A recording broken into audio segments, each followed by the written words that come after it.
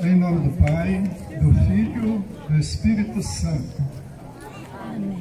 Que o Espírito Santo, que é o padroeiro dessas terras, possa iluminar a nossa mente, aquecer os nossos corações, de tantas pessoas aqui presentes, com essa encenação tão bem feita pela juventude, nessa noite que é triste, mas ao mesmo tempo, esse contraste da beleza do povo presente, que é a igreja viva, e da beleza do nosso Deus que se entrega por nós por pleno amor. Estamos participando da Semana Santa, uma semana que pode ser igual às outras nos seus dias, mas uma semana que pode ser também diferente se nós a aproveitamos para refletir sobre a vida, sobre a paixão, morte e ressurreição de Jesus Cristo. Se nós nos dispomos a mudar o nosso jeito de pensar, o nosso jeito de sentir, o nosso modo de se colocar diante da vida, de forma mais presente, mais atenta às diversas situações. Que o Espírito Santo nos ilumine. E hoje, em particular, somos convidados a contemplar essa cena do Deus condenado e crucificado. Nós sabemos que a condenação, de algum modo, é sempre uma injustiça. Há muitos vícios, mas a condenação do próprio Deus, que pleno amor vem ao nosso encontro, de modo muito especial, dói muito mais. Dói em Maria, sua mãe, dói em si, pela força da violência, da brutalidade, dói em cada pessoa que sente também, como filho de Deus, a dor da violência e de tudo mais que faz a pessoa sofrer. Estamos diante desse quadro. Muitos podem imaginar, é um teatro. Mas vejam, irmãos e irmãs, é uma apresentação que nos leva a refletir sobre o sentido do sofrimento. O sofrimento com essa cruz que desde longa história perpassa a existência. Essa cruz que, no sentido, ela é natural da vida, porque há cruzes que são naturais. Mas a cruz também, que num certo sentido, ela é imposta aos povos, ela é colocada nos nossos ombros. Então essa mesma cruz, onde Cristo sofre e morre, essa mesma cruz continua de pé até hoje, em toda a história. E há situações que levam ao fortalecimento e crescimento do peso dessa cruz sobre os ombros dos filhos e das filhas de Deus, que, semelhante a Jesus Cristo, continuam também crucificados. Uma situação é a nossa indiferença. Nem sempre nós somos solidários, nem sempre nós nos colocamos presentes no momento em que as pessoas precisam da nossa presença. Nem sempre nós nos colocamos nos espaços mais desafiantes, onde às vezes o Estado não vai, onde às vezes os governos não vão, lugares de onde as empresas fogem porque só querem explorar. Ali, a necessidade da presença da pessoa que crê, da pessoa que tem fé, da pessoa que carrega no peito e no coração essa presença de Deus vivo que sofreu, mas que ressuscitou. Somos indiferentes. A campanha da fraternidade, editada já por 60 vezes, ela vem lembrar que nós somos todos irmãos e irmãs. Essa fraternidade universal. Às vezes nós celebramos, às vezes nós refletimos, nós repetimos várias vezes que somos irmãos e irmãs, nós dizemos que somos filhos e filhas de Deus, e de fato somos, mas em geral na nossa vida, nós não vivemos como irmãos e irmãs. Em geral na nossa vida, nós somos indiferentes. E essa indiferença, ela aumenta o peso dessa cruz. Essa indiferença, ela aumenta a dor de tantas pessoas e de tantos povos. Quem pode ficar indiferente diante das guerras? Nós podemos dizer longe, mas somos irmãos. Quem pode ficar indiferente diante de uma pessoa idosa que fica abandonada? Quem pode ficar indiferente diante da juventude que muitas vezes quer oportunidade e nem sempre tem? Quem pode ficar indiferente diante de tantas crianças? Crianças que não só é o futuro, que é o presente, e que às vezes não tem os dois alimentos muito necessários, que é o carinho e também aquele leite, o pão, no seu significado diverso. Então somos convidados a perceber que essa cruz continua vindo história fora e chega até hoje. E a indiferença é como esse cravo que penetra o pé, que penetra os braços, as mãos de Jesus Cristo, o nosso Salvador. E nós podemos refletir que as 4 dimensões do ser humano, elas ficam degradadas justamente por causa dessa indiferença. A primeira dimensão é a social. Por que será que a nossa sociedade, ela precisa ser dividida em classes? Aquela que oprime e aquela que é oprimida. Por que será que há tantos empobrecidos nos vários países? Por que será que num país existe a expectativa de vida que chega a apenas 40 anos e outros países passam de 80 anos? Tudo isso por essa questão social, por um tecido social doente, por um tecido social degradado, que aumenta o peso da nossa cruz. A outra dimensão que é também degradada por essa indiferença, pela ganância, é justamente a dimensão econômica. O termo significa a lei da casa.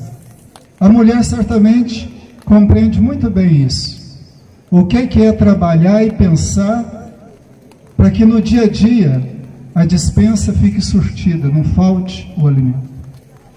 Esse é o princípio da economia, na sua origem.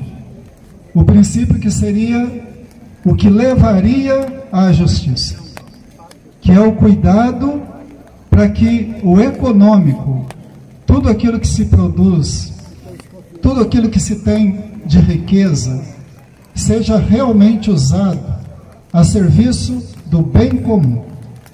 E nós sabemos que a economia, ela ficou torcida a favor daqueles que dominam. E os empobrecidos ficam explorados e abandonados. O Papa Francisco, no seu testemunho, semelhante a Jesus Cristo, semelhante a Dom Luciano, nosso conhecido, conviveu conosco, ele fala da economia da solidariedade. E os jovens estão realmente de parabéns, as outras pessoas também que participam, porque o Papa quer que os jovens ajudem a pensar uma nova economia. Uma economia que não seja para enriquecer um grupo pequeno, mas que seja para dar as condições para que todo mundo tenha escola, todo mundo tenha saúde, o trabalho, a terra, o lote para morar, a área para plantar, e tudo que é necessário para um filho de Deus viver na liberdade dos filhos e das filhas de Deus.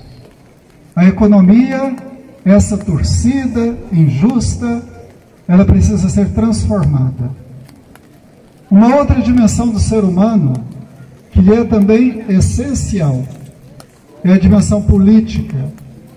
Muitas vezes nós temos receio e até tabu e resistência dessa palavra, e quase sempre com razão, mas não com toda razão, porque tudo que se faz, desde uma reunião, desde o encontro, desde o preço do feijão, do arroz, do fubá, do macarrão, desde tudo até tudo, é ação política.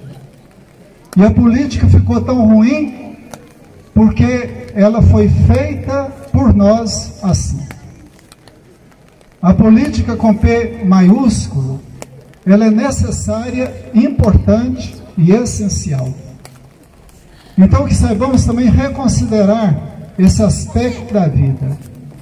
Chega do toma lá da cá, chega do autoritarismo, chega de fascismo, chega de tanta violência.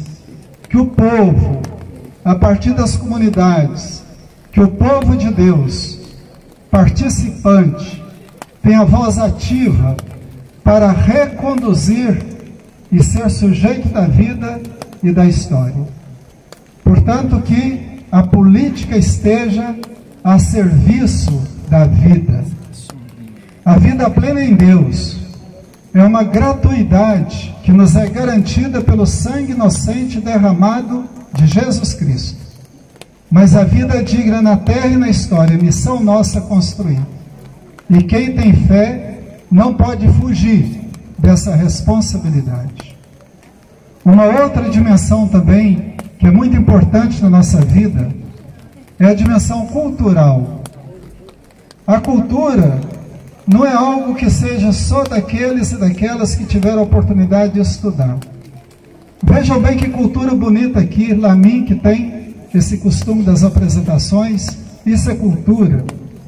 Isso que nós fazemos aqui hoje é uma expressão religiosa, é uma expressão de muita fé, madura também, mas não deixa de ser cultura. A cultura é como que a casa do povo. E cada povo num tempo, na sua região do mundo, tem o seu modo de viver, e isso precisa ser respeitado. É uma injustiça muito grande.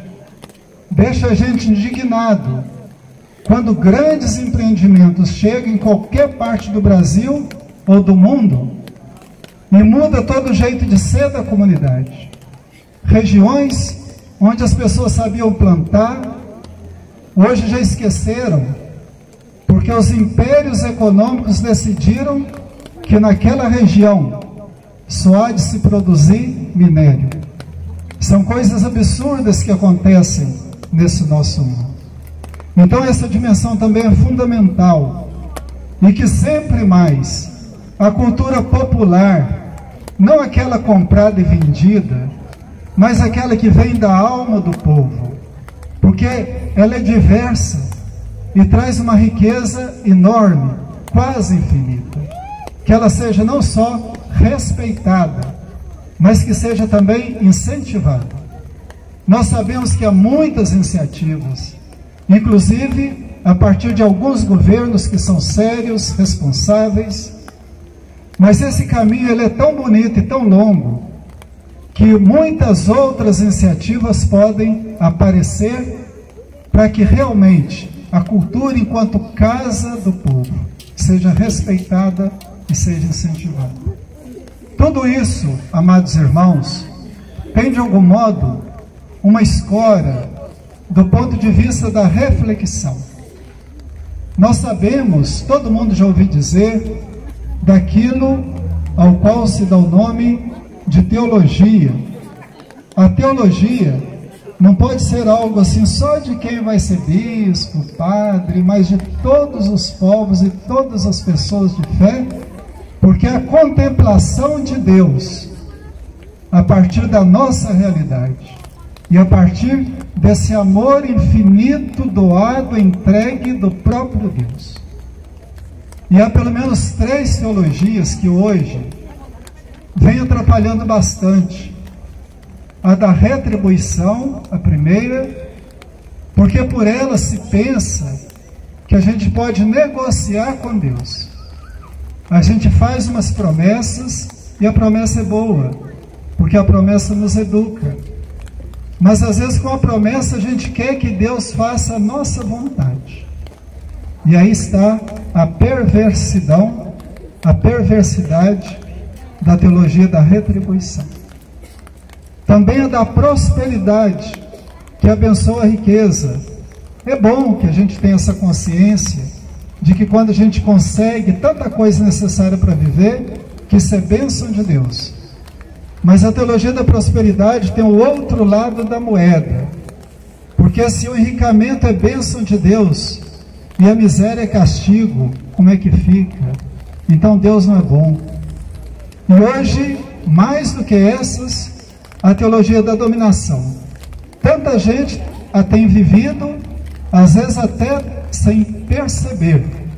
Quando nós apoiamos, quando nós escolhemos pessoas, autoridades, que querem como que fazer dos estados nacionais uma religião e usam e abusam do nome de Deus para manipular os povos. Essa é a tal teologia da dominação. Que Deus nos livre desses pensamentos e que nos mantenha firme nesse caminho da cruz redentora. Por isso, irmãos e irmãs, enquanto essa chuva cai como bênção de Deus, que coisa boa, que coisa bonita, possamos nos virar aqui para esse quadro que nos remete ao amor de Deus. Queremos que José de Arimateia e Nicodemos se aproximem e subam com cuidado essas escadas para retirar o corpo de Jesus. O corpo de Deus não pode permanecer na cruz. Que possamos retirar, em primeiro lugar, essa placa. Nós que somos humanos, nós que somos limitados, nós é que precisamos das fotos, das placas, da propaganda, de tudo isso. Deus não precisa. Ele é o nosso Deus que nos ensina, como dizia Dom Luciano, a ser do sindicato dos lavadores de pés, daqueles que servem. Possamos tirar também o cravo da mão direita, esse cravo que lhe feriu, que lhe cortou a mão. Que esse cravo seja retirado para que a mão de Jesus continue livre para nos abençoar. Continue livre para poder abençoar os povos. Continue livre para gerar esperança. Que se retire também esse segundo cravo da mão esquerda. A mão esquerda que aponta caminhos, que aponta direção. A mão esquerda que lembra também a participação das comunidades, a presença no grupo de reflexão, essas células que vão animando as comunidades e que vão formando esse grande corpo da igreja. Então que se desça os braços de Jesus, esses braços que tanto abençoaram, esses braços diante dos quais nós nos ajoelhamos, ficamos admirados de tanta dor, mas de tanto amor. Que se retire também a coroa de espinho. Jesus não merece e nem precisa dessa coroa. É verdade que ele é rei, mas o reinado de Deus é um reinado diferente, é um reinado do serviço, é o reinado daquele que na última ceia, diante dos apóstolos, coloca o avental, pega a bacia de água e lava os pés. Esse reinado do serviço, que possa ser exemplo para todas as autoridades. Que se retire também o cravo dos pés de Jesus. Esses pés que desde criança até crescer andaram por aquelas regiões onde Jesus nasceu, depois onde Jesus viveu anunciando o reino, esse apaixonado pelo reino. Então que esses cravos sejam retirados para que os pés de Jesus continuem livres para a missão. A missão, ela é da essência da igreja. Se a nossa igreja não realiza missão, se a nossa igreja não é missão, se a nossa vida não é missão, nós temos ainda um longo caminho a percorrer para que sejamos missionários e missionárias, em nossa casa, em nossa comunidade, mas em qualquer parte do mundo também, onde for necessária a nossa presença.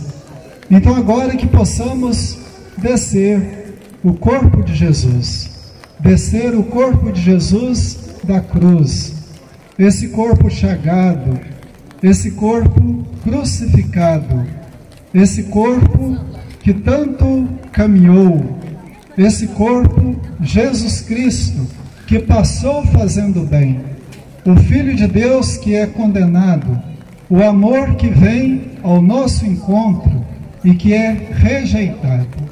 Amados irmãos e irmãs, que essa cena desse momento não fique apenas na aparência, que isso de fato possa penetrar as nossas entranhas, que esse sentimento de amor, do amor do próprio Deus, possa também tomar conta de nós, para que sempre mais, enquanto pessoa, comunidade, enquanto povos da terra, possamos amar tanto a ponto de colocar a nossa vida a serviço. O sentido da vida não é subir. O sentido da vida é descer aos porões da humanidade, aos porões do mundo. O sentido da vida é descer os vales. Por isso, então, esse corpo desfalecido de Jesus é colocado aí nas mãos, nos braços de sua mãe, das mulheres, as mulheres que têm essa missão muito especial do carinho, da presença, da perspicácia, do amor. Mais do que nunca, elas acolhem esse corpo desfalecido. E daqui a pouco, então, seguimos a procissão. Jesus Cristo, esse corpo, ele vai ser sepultado. Se o grão de trigo não morre, ele é apenas um grão de trigo. Mas se morre, então colocado ali no esquife, se morre, se é plantado na terra, essa semente, ela vai germinar vida e ressurreição. Assim também, esse mesmo caminho é o nosso.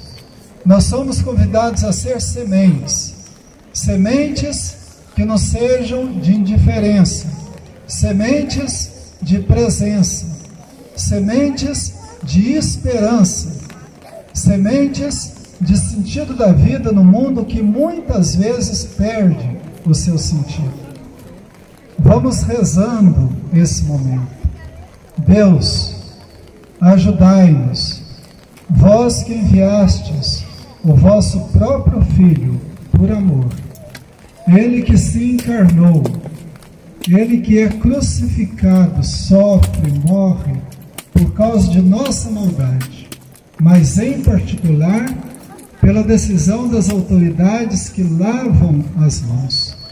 Então que nós realmente possamos ser abençoados por vós e que o nosso coração e mente sejam muito abertos para receber esse amor doado, infinito. Amém.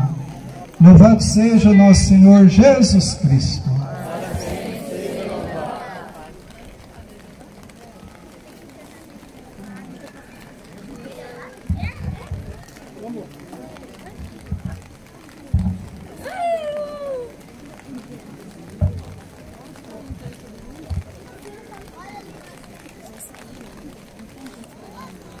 Encerrado, portanto, o sermão do descendimento da cruz, que foi feito aí pelo padre Antônio Claré.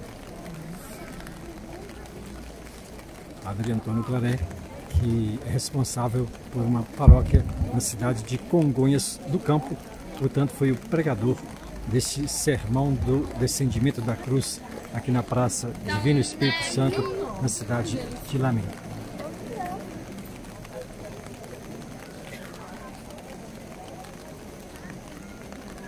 Podemos mostrar aqui para você que acompanha as imagens, né, que temos aí uma noite chuvosa, né, com chuva leve, mas várias pessoas permaneceram aqui nesta praça com seus guarda-chuvas, acompanhando esta celebração, essa cerimônia, esse sermão do descendimento da cruz, que a Rádio Pop FM, através do seu canal do YouTube e do Facebook, levou até você que está em casa acompanhando essa nossa transmissão ao vivo com imagens aqui da Praça Divino Espírito Santo de Lamim.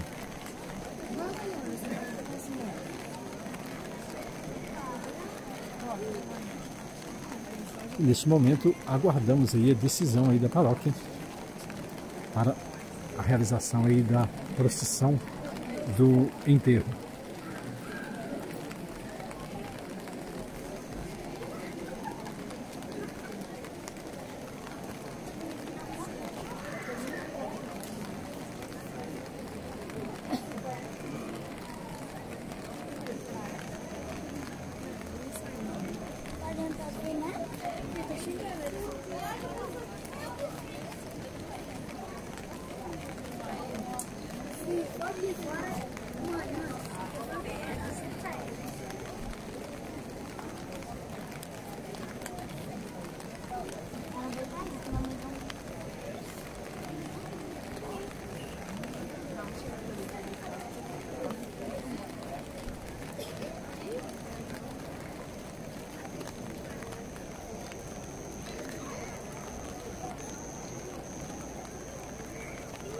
Semana Santa 2024, Sexta-feira Santa, Sexta-feira da Paixão, na cidade de Lamim.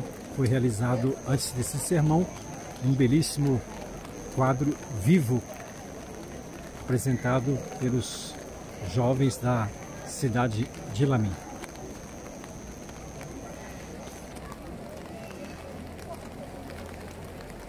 Você que está acompanhando essa nossa transmissão ao vivo, a gente pede que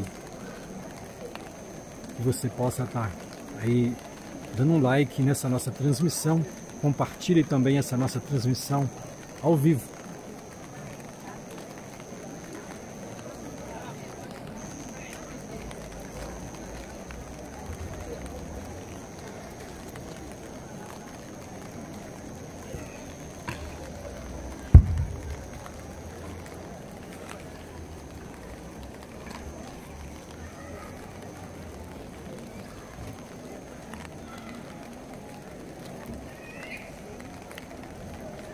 Portanto, amigo internauta, nós vamos encerrando essa nossa transmissão ao vivo aqui da Praça Divino Espírito Santo. Caso haja a procissão, a gente volta na transmissão novamente aqui diretamente da cidade de Lamim. Tenham todos uma ótima noite, uma feliz Páscoa para todo mundo.